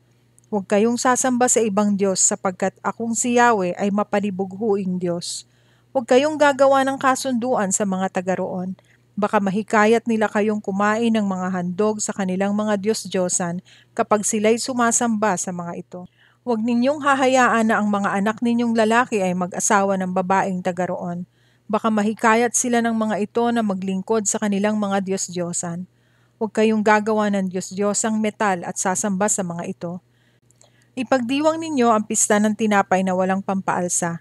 Tulad ng sinabi ko sa inyo, 7 araw kayong kakain ng tinapay na walang pampaalsa sa unang buwan sapagkat iyon ang buwan ng pag-alis ninyo sa Ehipto. Akin ang lahat ng panganay na lalaki, maging tao o hayop. Ang panganay na asno ay tutubusin ninyo ng tupa. Kung ayaw ninyong palitan, baliin ninyo ang leeg. Tutubusin din nyo ng tupa ang mga panganay ninyong lalaki. Huwag kayong haharap sa akin ng walang dalang handog. 6 na araw kayong magtatrabaho, ngunit sa 7 araw kayo'y magpapahinga, maging ito may panahon ng pagbubungkal ng lupa o ng pag-aani. Ipagdiriwang ninyo ang pista ng mga sanlinggo, ang unang pag-aani ng trigo, gayon din ang pista ng mga tolda tuwing matatapos ang taon. 3 beses isang taon ang mga lalaking Israelita ay haharap sa Panginoong Yahweh, ang Diyos ng Israel. Kapag napalayas ko na ang mga taong daratnan ninyo, at lubusan na ninyong nasakop ang kanilang lupain, wala nang sasalakay sa inyo sa mga araw na kayo'y haharap sa akin. Huwag ninyong sasamahan ng tinapay na may pampaalsa ang hayop na ihahandog ninyo sa akin. Huwag din kayong magtitira ng anumang bahagi ng hayop na pinatay para sa pista ng Paskwa. Dadalhin ninyo bilang mga handog sa bahay ni Yahweh na inyong Diyos ang inyong mga pinakamainam na unang ani ng inyong bukirin. Huwag kayong maglalaga ng tupa o batang kambing sa gatas ng sarili nitong ina. Pagkatapos noon, sinabi niya kay Moises, "Isulat mo ang mga sinabi ko sapagkat ito ang mga tuntunin ng pakikipagtipan ko sa iyo at sa Israel." Si Moises ay 40 araw at 40 gabing kasama ni Yahweh, hindi kumakain o umiinom. Isinulat ni Yahweh sa mga tapyas na bato ang mga tuntunin ng tipan, ang 10 utos. Bumaba sa bundok si Moises. Mula sa bundok ng Sinai, bumaba si Moises na dala ang 2 tapyas na batong kinasusulatan ng mga utos. Hindi niya namamalayan na dahil sa pakikipag-usap niya kay Yahweh ay nagniningning pala ang kanyang mukha. Nang makita ito ni Aaron at ng mga Israelita, natakot silang lumapit. Ngunit tinawag sila ni Moises. Lumapit naman si Aaron at ang mga namumuno sa Israel at sila'y nag-usap. Pagkaraan noon, lumapit kay Moises ang lahat ng Israelita at sinabi niya sa kanila ang mga utos na ibinigay sa kanya ni Yahweh sa bundok ng Sinai. Pagkasabi nito, tinalukbungan ni Moises ang kanyang mukha. Tuwing makikipag-usap at haharap siya sa presensya ni Yahweh, inaalis niya ang takip ng kanyang mukha. Paglabas dito, sinasabi niya sa mga tao kung ano ang iniuutos ni Yahweh. At makikita na naman nila na nagniningning ang kanyang mukha, kaya tatakpan niya muli ito hanggang sa muli niyang pakikipag-usap kay Yahweh. Exodo Kabanatang 35. Ang mga tuntunin sa araw ng pamamahinga. Tinipon ni Moises ang buong Israel at kanyang sinabi, "Ito ang iniuutos sa inyo ni Yahweh. 6 na araw kayong magtatrabaho, ngunit ang ika-7 araw ay araw ng pamamahinga na nakalaan sa akin. Papatayin ang sino mang magtrabaho sa araw na iyon. Sa araw ng pamamahinga, huwag kayong magsisindi ng apoy sa lahat ng inyong mga tahanan." Ang mga handog para sa santuaryo. Sinabi ni Moises sa mga Israelita, "Ito ang iniuutos ni Yahweh. Maghandog kayo kay Yahweh. Ito ang maaari ninyong ihandog: ginto, pilak at tanso, lanang kulay asul, kulay ube at kulay pula. Gayon din ng pinong sinulid na lino at balahibo ng kambing, balat ng lalaking tupa na kinulayan ng pula, mainam na balat at kahoy na akasya, langis para sa ilawan, pabangong panghalo sa langis na pampahid at sa insenso. Maghahandog din sila ng mga alahas na kornalina at mamahaling alahas na pampalamuti sa ephod at sa pektoral ng pinakapunong pari, ang mga kagamitan sa toldang tipanan. Tipunin mo ang lahat ng mahuhusay na manggagawa at sila ang paggawin ng tabernakulo, ng tolda at ng mga tabing nito, ng mga kawit at ng mga patayo at pahalang na balangkas, ng mga tukod at ng mga patungan nito. Sila rin ang gagawa ng kaban ng tipan at ng mga pasanan nito, gayon din ang luklukan ng awa at ng tabing nito. Sila rin ang gagawa ng mesa, ng mga paa at lahat ng kagamitan nito, ng lalagyan ng tinapay na ihahandog sa Diyos, ng ilawan, ng mga kagamitan nito, ng mga ilaw at langis para rito. Sila rin ang gagawa ng altar na sunugan ng insenso, pati ang mga pasanan nito, ang langis na pampahid, ang mabangong insenso, at ng kortinang ilalagay sa pintuan ng tabernakulo, ng altar na sunugan ng mga handog, ng parilyang tanso, ng mga pasanan at ng mga kagamitang kasama ng altar, ng palanggana at ng patungan nito. Sila rin ang gagawa ng mga tabing ng bulwagan, ng mga tukod na pagkakabitan at ng mga patungan ng tukod, pati ng kortina sa pintuan. Sila rin ang gagawa ng tulos ng mga lubid na gagamitin sa tabernakulo at sa mga tabing, ng mamahaling kasuotan ng mga pari na gagamitin pagpasok nila sa dakong banal, ng mga damit na gagamitin ni Aaron at ng kanyang mga anak sa kanilang paglilingkod sa akin bilang mga pari. Dinala ang mga handog. Ang mga Israelita ay nagbalikan na sa kani-kanilang tolda. Lahat ng nais tumulong ay naghandog kay Yahweh ng inaakala nilang magagamit sa paggawa ng toldang tipanan, ng mga kagamitan sa pagsamba at ng kasuotan ng mga pari. Babae at lalaki ay naghandog. May nagdala ng pulseras, hikaw, singsing, kwintas at iba pang alahas na ginto. Dinala ng bawat isa ang kanyang alahas na ginto at inihandog kay Yahweh. May naghandog din ng lanang kulay asul, kulay ube at pula, ng telang lino, telang yari sa balahibo ng kambing, pinapulang balat ng tupa at balat ng kambing. Ang iba naman ay naghandog ng pilak o tansong kagamitan at ng kahoy na akasya para sa tabernakulo. Ang mga babae namang marunong sa pagsisinulid ay gumawa ng sinulid na lanang asul, kulay ube at pula, gayon din ng pinong lino at ito ang kanilang ipinagkaloob. May gumawa rin ng sinulid mula sa balahibo ng kambing. Ang mga pinuno ay naghandog ng kornalina, mga alahas na ipapalamuti sa ephod at sa pektoral ng pinakapunong pari. May nagdala naman ng langis para sa ilawan ng pabangong ihahalo sa langis na pantalaga at sa insenso. Lahat ng Israelita, lalaki at babae na handang tumulong ay nagdala ng handog kay Yahweh para sa ipinagagawa niya kay Moises. Ang mga gagawa sa toldang tipanan. Sinabi ni Moises sa mga Israelita, pinili ni Yahweh si Bezalel na anak ni Uri at apo ni Hur, buhat sa lipi ni Huda. Siya'y pinuspos niya ng Espiritu ng Diyos at binigyan ng kakayahan, kahusayan at katalinuhan sa lahat ng gawaing pansining. Ginawa niya ito upang makagawa siya ng magagandang disenyo at maiukit ito sa ginto, pilak o tanso. Gayon din upang maging bihasa siya sa pagtabas ng mamahaling bato, mahusay sa paglilok at dalubhasa sa anumang gawaing pansining. Siya at si Aholiab, anak ni Ahisamak, na mula sa lipi ni Dan, ay binigyan ni Yahweh ng kakayahan para maituro nila sa iba ang kanilang nalalaman.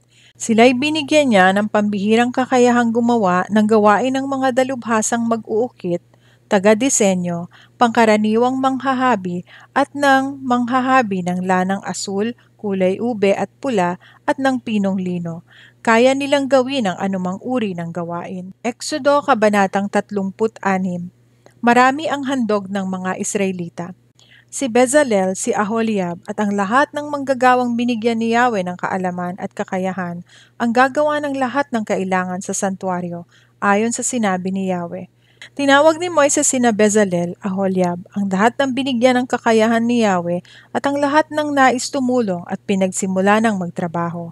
Ibinigay niya sa kanila ang lahat ng handog ng mga Israelita para sa gagawing sanktuaryo. Patuloy pa rin sa paghahandog ang mga Israelita tuwing umaga, kaya't nagpunta kay Moises ang mga manggagawa. Sinabi nila, napakarami na po ang ibinigay ng mga tao, ngunit patuloy pa rin silang nagdadala. Kaya iniutos ni Moises, huwag na kayong magdala pa ng kaloob para sa gagawing santuaryo. Noon lamang tumigil ang mga tao sa pagdadala ng handog. Gayunman, sumobra pa rin ang mga handog na naroon. Ang paggawa ng toldang tipanan. Lahat ng pinakamahusay na manggagawa ang gumawa sa toldang tipanan. Ang ginamit dito ay 10 pirasong kurtina na hinabi sa pinong lino at lanang kulay asul, kulay ube at pula na may burdang larawan ng kerubin. Ang haba ng bawat piraso ay 13 metro at 2 metro naman ang lapad. Ang mga ito ay pinagkabit-kabit nila ng tigli-5. Gumawa sila ng mga silo na yari sa taling asul at ikinabit sa gilid ng bawat piraso. Pagkatapos, gumawa sila ng 11 pirasong kurtina na gawa sa balahibo ng kambing upang gawing takip sa ibabaw ng tabernakulo. Bawat isa nito ay 13 metro ang haba at 2 metro naman ang lapad. Pinagkabit-kabit nila ang 5 piraso, ganoon din ang 6 na natira. Kinabitan nila ng tigli-50 silo ang gilid ng bawat piraso. Pagkatapos gumawa sila ng 50 kawit na tanso at sa pamamagitan nito'y pinagkabit nila ang 2 piraso para maging isa lamang. Tinakpan nila ito ng pinapulang balat ng tupa at pinatungan pa ng balat ng kambing. Gumawa rin sila ng mga patayong haliging gawa sa akasya para sa tabernakulo. Bawat haligi ay 4 na metro ang haba at 0.7 metro naman ang lapad. Bawat haligi ay nilagyan nila ng mitsa para sa pagdurugtong. 20 haligi ang ginawa nila para sa gawing timog at 40 patungang pilak na may suotan ng mitsa. 20 rin ang ginawa nilang haligi sa gawing hilaga at 40 patungang pilak din, 2 sa bawat haligi. Para sa likod, sa gawing kanluran ay 6 na haligi at 2 naman para sa mga sulok. Ang mga haligi sa magkabilang sulok ay magkadikit mula ibaba hanggang itaas sa may unang argolya. Sa makatuwid, 8 ang haliging nagamit sa likod at may tigalawang patungang pilak ang bawat isa. Gumawa rin siya ng pahalang na balangkas na yari sa akasya, 5 sa isang gilid, 5 sa kabila at 5 rin sa likod. Ang pahalang na haliging panggitna ay abot sa magkabilang gilid ng dingding. Binalot nila ng ginto ang mga haligi at kinabitan ng argolyang ginto na pagsusuotan ng mga pahalang na haligi na binalot din ng ginto. Gumawa rin sila ng kurtinang yari sa pinong lino at lanang kulay asul, kulay ube at pula. Ito'y binurdahan nila ng larawan ng kerubin. Gumawa sila ng 4 na haliging akasya na kabitan ng tabing. Binalot nila ito ng ginto, kinabitan ng kawit na ginturin at itinayo sa 4 na tuntungang pilak. Para sa pintuan, gumawa sila ng kurtinang yari sa pinong lino at lanang kulay asul, kulay ube at pula at binurdahan ng maganda. Gumawa sila ng 5 posteng pagsasabitan ng kurtina. Kinabitan nila iyon ng mga kawit, ang dulo'y binalot ng ginto, gayon din ang mga haligi at itinayo sa 5 tuntungang tanso. Exodo Kabanatang 37, ang kaban ng tipan. Yari sa akasya ang ginawa ni Bezalel na kaban ng tipan, 1.1 metro ang haba, 0.7 metro ang luwang at 0.7 metro ang taas. Binalot niya ng ginto ang loob at labas at ang labi nito'y nilagyan niya ng moldurang ginto. Gumawa siya ng 4 na argolyang ginto at ikinabit sa 4 na paa ng kaban, tigalawa sa magkabila. Gumawa rin siya ng kahoy na pampasan na yari sa akasya at binalutan din niya ito ng ginto. Isinuot niya ang mga ito sa mga argolya sa magkabilang gilid upang maging pasanan nito. Ginawa rin niya ang luklukan ng awa na yari sa purong ginto. Ang haba nito'y 1.1 metro at 0.7 metro naman ang luwang. Ang magkabilang dulo nito ay iginawa niya ng 2 kerubing yari sa purong ginto. Tig-isa sa magkabilang dulo. Ikinabit niya itong mabuti sa luklukan ng awa, kaya ito at ang mga kerubin ay naging isang piraso. Magkaharap ang mga kerubin at nakatungo sa luklukan ng awa. Nakabuka ang kanilang mga pakpak at nakalukob dito. Ang mesa ng tinapay na handog sa Diyos. Gumawa rin ng mesang akasya si Bezalel, 0.7 na metro ang haba nito at kalahating metro ang lapad at 0.7 metro ang taas. Binalot niya ito ng ginto at pati na ang paligid. Nilagyan niya ito ng sinepa na singlapad ng isang palad at pinaligiran din ng ginto. Gumawa siya ng 4 na argolyang ginto at ikinabit sa 4 na sulok sa may tapat ng paa nito. Ang mga argolyang pagkakabitan ng mga kahoy na pampasan ay malapit sa sinepa. Iginawa rin niya ang mesa ng mga pampasan na yari sa akasya at binalutan din ng ginto. Gumawa rin siya ng mga kagamitang ginto para sa mesa, mga plato, tasa, banga at mangkok para sa handog na inumin. Ang ilawan. Gumawa rin siya ng ilawang yari sa purong ginto. Ang patungan at tagdan nito yari sa pinitpit na purong ginto. Ang mga palamuti nitong bulaklak, ang buko at mga talulot ay parang iisang peraso. Mayroon itong 6 na sanga, tigatlo sa magkabila. Bawat sanga ay may 3 magagandang bulaklak na parang almendra, may usbong at may talulot. Ang tagdan ay may tig-4 ding bulaklak na tulad ng nasa sanga. May tigi-isang usbong sa ilalim ng mga sanga, isa sa ilalim ng bawat sanga. Ang mga usbong, mga sanga at ang tagda ng ilawan ay iisang piraso na gawa sa purong ginto. Ang ilawan ay ginawa niya ng 7 ilaw na may kasamang pang-ipit ng mitsa at patungan na pawang dalisay na ginto. Ang nagamit sa ilawan ay 35 kilong purong ginto. Ang paggawa sa altar na sunugan ng insenso. Gumawa siya ng altar na sunugan ng insenso. Ito ay yari sa punong akasya. Ito ay parisukat, kalahating metro ang haba, gayon din ang lapad, at 0.7 na metro ang taas. Ang 4 na sulok nito ay nilagyan niya ng sungay na kaisang piraso ng altar. Binalutan niya ang ibabaw nito ng purong ginto. Ang mga gilid at ang mga sungay ay binalot din ng ginto. Gumawa siya ng 2 argolyang ginto at ikinabit sa magkabilang gilid sa ibaba para pagsuotan ng pampasan. Gumawa rin siya ng pampasan na yari sa purong akasya at ito'y binalot din ng ginto. Ang langis na pampahid at ang insenso. Si Bezalel din ang naghalo ng sagradong langis na pampahid at ng purong insenso at ito'y parang ginawa ng isang dalubhasa sa paggawa ng pabango. Exodo Kabanatang 38. Ang altar. Akasya rin ang ginamit ni Bezalel sa paggawa ng altar na sunugan ng handog. Ito'y parisukat, 2.2 metro ang haba, ganoon din ang lapad, at 1.3 metro naman ang taas. Ang mga sulok nito ay nilagyan niya ng sungay na kaisang piraso ng altar at binalot ng tanso. Si Bezalel din ang gumawa ng mga kagamitang tanso para sa altar: palayok, pala, palanggana, malaking tinidor at lalagyan ng apoy. Gumawa rin siya ng parilyang tanso at ikinabit sa ilalim ng baitang sa kalahatian ng altar. Gumawa siya ng 4 na argolya at ikinabit sa 4 na sulok ng parilya para pagsuotan ng pampasan. Akasya rin ang ginawa niyang pampasan. Binalot niya ito ng tanso at isinuot sa mga argolya sa gilid ng altar. Tabla ang ginamit niya sa paggawa ng altar at ito'y may guwang sa loob. Ang palangganang tanso. Gumawa nga siya ng palangganang tanso at tansuri ng patungan. Ang ginamit niya rito ay tansong ginagamit bilang salamin ng mga babaeng tumutulong sa mga naglilingkod sa pintuan ng toldang tipanan. Ang bulwagan ng toldang tipanan. Pagkatapos ginawa niya ang bulwagan na pinaligiran niya ng mamahaling telang lino. Sa gawing timog ay 45 metro ang haba ng tabing at ito ikinabit niya sa 20 posting tanso na itinayo sa 20 tungtungan tansurin. Pilak naman ang mga kawit at ang sabitang baras na ginamit niya. Gayun din ang ginawa niya sa gawing hilaga: 45 metro ang mga tabing na ikinabit sa 20 posting tanso na itinayo sa 20 tungtungan tanso. Pilak naman ang mga kawit at baras na ginamit dito. Sa gawing kanluran naman, 22 metro ang haba ng tabing na isinabit niya sa 10 posting nakatindig sa 10 tuntungan. Ang mga kawit at baras ay gawa sa pilak.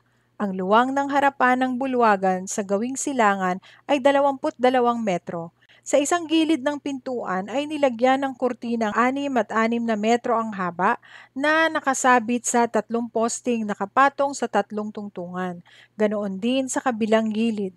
Kaya ang dalawang gilid ng pintuan ay may tig-isang kortinang 6 at 6 na metro ang haba na nakasabit sa 3 posting nakapatong sa kanya-kanyang tungtungan. Lahat ng tabing ng bulwagan ay mamahaling telang lino.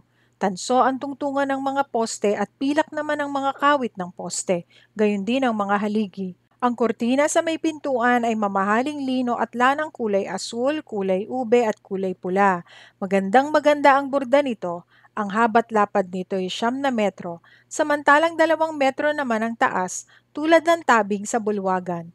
Ito'y nakasabit sa 4 na posting nakapatong sa 4 na tungtungan tanso. Ang mga kawit nito ay balot sa pawang pilak.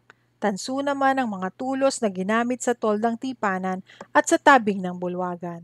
Ang mga metal na ginamit sa tabernakulo. Ito ang listahan ng mga metal na ginamit sa tabernakulo na pinaglagyan sa kaban ng tipan.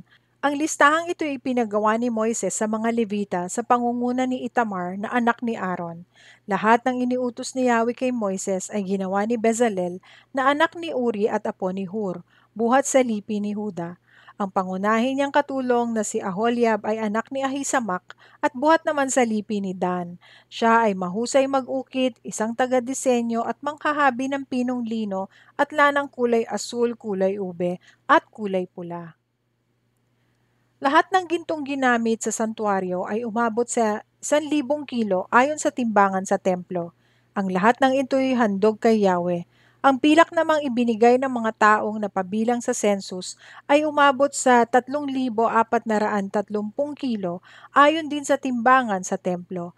Ang mga ito ang kabuuan ng lahat ng inihandog ng mga napabilang sa census, na umabot naman sa 603,550 katao mula sa 20 taong pataas. Bawat isa ay nagbigay ng kaukulang halaga ayon sa timbangan sa santuario. Ang pilak na nagamit sa mga tuntungan ng santuario at tabing ng bulwagan ay 3,400 kilo, 100 tungtungan at tig 34 na kilo. Ang 30 kilo ay ginamit sa mga kawit ng poste, sa mga dulo nito at sa mga haligi. Ang tansong inihandog kay Yahweh ay umabot naman sa 2,425 kilo.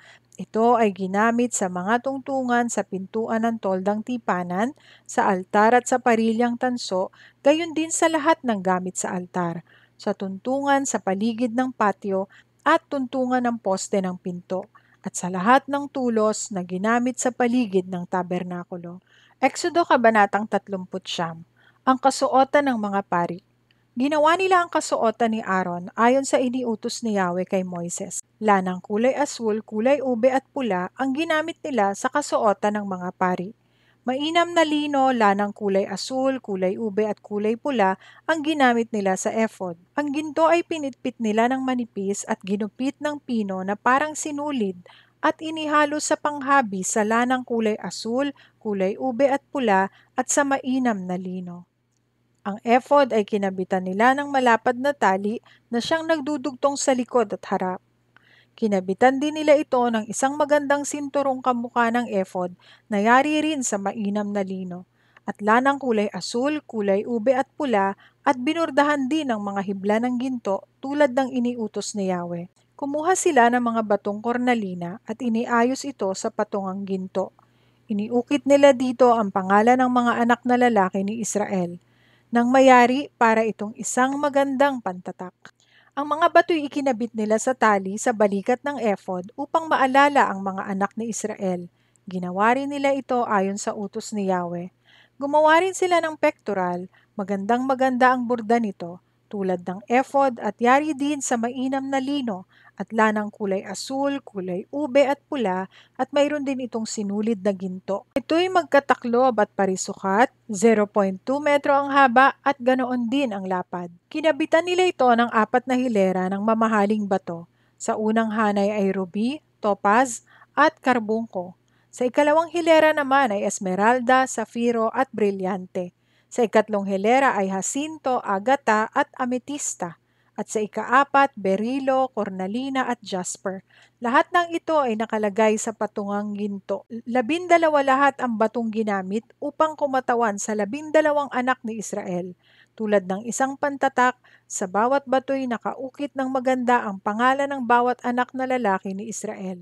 Gumawa rin sila ng 2 argolyang ginto at ikinabit sa ibaba ng tali sa balikat, sa may tahi, sa itaas ng pamigkis ng ephod. Ang argolya ng pectoral at ng ephod ay pinagkabit nila ng lubid na asul para hindi magkahiwalay. Ito'y ginawa nila ayon sa utos ni Yahweh. Gumawa rin sila ng damit na nasa ilalim ng ephod. Ito'y yari sa lanang kulay asul at may butas na sa utan ng ulo. Ang butas ay may tupi upang hindi matastas. Ang laylayan nito'y nilagyan nila ng mga palawit na tila bunga ng punong granada. Ang mga ito'y yari sa pinong lino at lanang asul, kulay ube at pula. Gumawa rin sila ng mga kampanilyang ginto at kinabit sa laylayan sa pagitan ng mga palawit.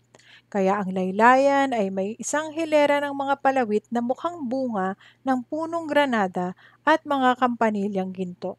Ito'y ginawa nila ayon sa utos ni Yahweh. Gumawa rin sila ng mahabang panloob na kasuotan para kay Aaron at sa kanyang mga anak. Ang mga ito'y yari sa pinong lino, ganoon din ang turbante, ang mga sombrero at ang mga linong salawal. Ang pamigkis naman sa baywang ay yari sa pinong lino, lanang kulay asul, kulay ube at pula, at binurdahan ng maganda ayon sa utos ni Yahweh. Ang turbante ay nilagyan nila ng palamuting ginto at may nakaukit na ganitong mga salita. Nakalaan kay Yahweh. Ito'y itinali nila sa turbante sa pamamagitan ng kordong asul tulad ng utos ni Yahweh. Natapos na ang toldang tipanan. Natapos nilang gawin ang toldang tipanan ayon sa iniutos ni Yahweh, gayon din ang lahat ng mga kagamitan doon. Ipinakita nila kay Moises ang lahat, ang tabernakulo, ang tolda at lahat ng gamit dito, ang mga kawit, ang mga patayo at pahalang na balangkas, tukod at mga tungtungan nito, ang mga pantakip na balat ng tupa na kinulayan ng pula, balat ng kambing at ang mga tabing, ang kaba ng tipan, ang mga pasanan nito at ang luklukan ng awa. Ipinakita rin nila ang mesa at ang mga kagamitan nito, ang tinapay na panghandog sa Diyos, ang ilawang ginto, ang mga ilaw at ang iba pang mga kagamitan nito, at ang langis para sa mga ilaw. Ang altar na ginto, ang langis na pampahid, ang mabangong insenso at ang kurtina para sa pintuan ng tolda.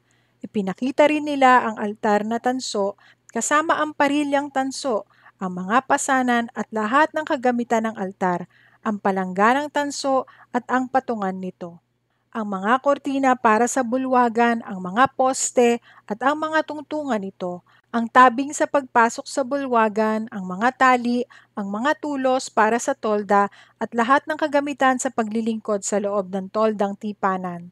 Ipinakita rin nila ang sagradong kasuotan ng mga pari para sa kanilang paglilingkod sa dakong banal, ang banal na kasuotan ng paring si Aaron at ang kasuotan ng kanyang mga anak na maglilingkod bilang mga pari. Lahat ng ito'y ginawa ng mga Israelita ayon sa iniutos ni Yahweh kay Moises. Ang mga ito'y isa-isang tiningnan ni Moises at binasbasan ng matiyak na nayari ang mga ito ayon sa iniutos ni Yahweh. Eksodo Kabanatang 40. Ang pagtatayo at ang pagtatalaga sa toldang tipanan. Sinabi ni Yahweh kay Moises, sa unang araw ng unang buwan, itayo mo ang tabernakulo ng toldang tipanan. Ilagay mo sa loob nito ang kaban ng tipan at tabingan mo. Ipasok mo ang mesa at ipatong mo roon ang kagamitan niyon. Ipasok mo rin ang ilawan at iayos ang mga ilaw. Ang altar na gintong sunugan ng insenso ay ilagay mo sa tapat ng kaban ng tipan at kabitan mo ng tabing ang pintuan nito. Ang altar namang sunugan ng mga handog ay ilagay mo sa harap ng tabernakulo ng toldang tipanan. Ilagay mo naman sa pagitan ng altar at ng tolda ang palanggana at lagyan mo ng tubig. Pagkatapos, paligiran mo ng tabing ang bulwagan at ikabit ang tabing ng pintuan nito. Pagkatapos, kunin mo ang langis na pantalaga at buhusan mo nito ang buong tolda at ang lahat ng kagamitan doon upang maging sagrado. Gayun din ang gawin mo sa lahat ng kagamitan doon upang maging banal. Ito rin ang gawin mo sa altar na sunugan ng mga handog at ang mga kasangkapan nito upang maging ganap na sagrado. Pahiran mo ng langis ang palanggana at ang patungan nito upang maging banal din. Si Aaron at ang kanyang mga anak ay dalhin mo sa pintuan ng toldang tipanan at do'y maghugas ayon sa ritual. Pagkatapos, isuot mo kay Aaron ang banal na kasuotan at pahiran mo siya ng langis. Sa ganitong paraan mo siya itatalaga sa akin at siya'y maglilingkod sa akin bilang pari. Palapitin mo rin ang kanyang mga anak at isuot mo sa kanila ang mahabang panloob na kasuotan. Pahiran mo sila ng langis tulad ng ginawa mo sa kanilang ama upang makapaglingkod sila sa akin bilang mga pari. Dahil sa pagkapahid mo sa kanila ng langis, mananatili silang mga pari habang buhay. Ginawa ni Moises ang lahat ayon sa iniutos ni Yahweh. Kaya ang tabernakulo'y itinayo nila noong unang araw ng unang buwan ng ikalawang taon mula nang umalis sila sa Ehipto. Si Moises ang nagtayo ng tabernakulo. Inilagay niya ang mga tuntungan nito, itinayo ang mga balangkas, isinuot sa mga argolya ang mga pahalang na balangkas at itinayo sa mga poste. Nilatagan niya ng lona ang ibabaw nito at inatipan tulad ng iniutos ni Yahweh. Inilagay niya sa loob ng kaba ng tipan ang mga tapyas na batong kinasusulatan ng mga utos. Isinuot sa mga argolya ng kaban ang mga pasanan at ipinatong ang luklukan ng awa. Pinasok niya sa tolda ang kaban ng tipan at tinabingan ayon sa utos ni Yahweh. Ang mesa ay inilagay niya sa loob ng toldang tipanan sa may gawing hilaga ng tabernakulo sa labas ng tabing. Tulad ng utos ni Yahweh, ipinatong niya sa mesa ang tinapay na panghandog. Inilagay niya ang ilawan sa loob ng toldang tipanan sa gawing timog ng tabernakulo, sa tapat ng mesa at iniayos ang mga ilaw, tulad ng utos ni Yahweh. Inilagay niya sa loob ng toldang tipanan ang altar na ginto sa harap ng tabing. Dito niya sinunog ang mabangong insenso tulad ng utos sa kanya ni Yahweh. Ikinabit niya ang tabing sa pintuan ng tabernakulo. Ang altar na sunugan ng mga handog ay inilagay niya sa harap ng pintuan ng toldang tipanan at dito niya inialay ang mga handog na sinusunog at mga handog na pagkaing butil tulad ng utos ni Yahweh. Inilagay niya ang palanggana sa pagitan ng toldang tipanan at ng altar at ito'y nilagyan ng tubig. Doon naghuhugas ng paat kamay sina Moises, Aaron at ang kanyang mga anak.